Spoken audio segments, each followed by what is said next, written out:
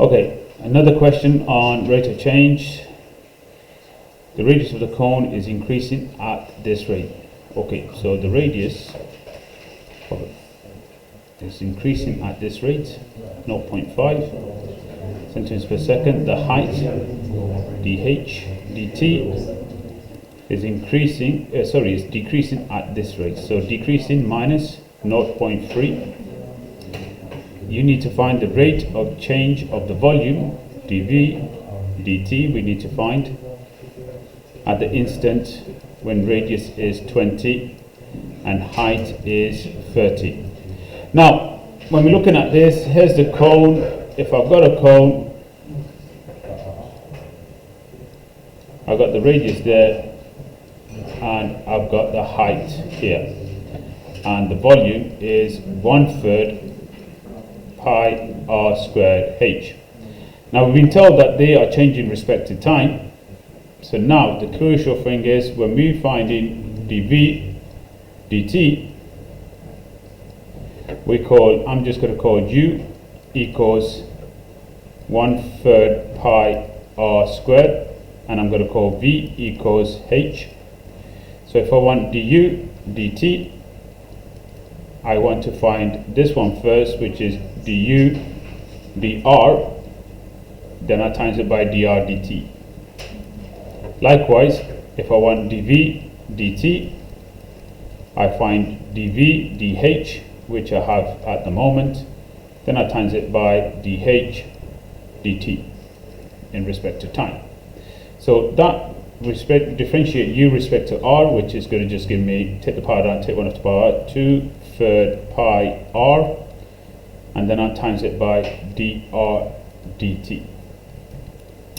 And likewise, to get dv dt, I do dv dh, which is just 1, differentiate v respect to h, and then multiply by dh dt.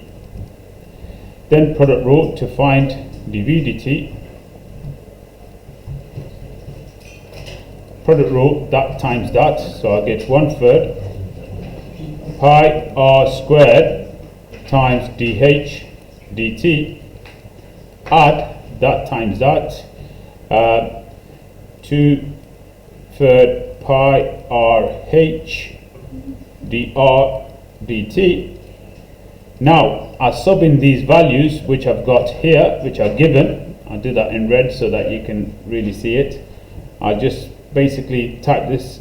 First I write it down, then put it in my calculator. That times radius at that point is going to be 20 squared times dh dt. dh dt is minus 0.3.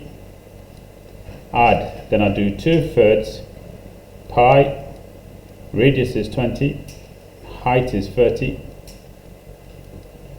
dr dt is 0.5. So once you've written that down, and please do write it down before you put it all in your calculator, so if you get this wrong, you at least got that to fall back on the substitution, like the examiner knows what you've done.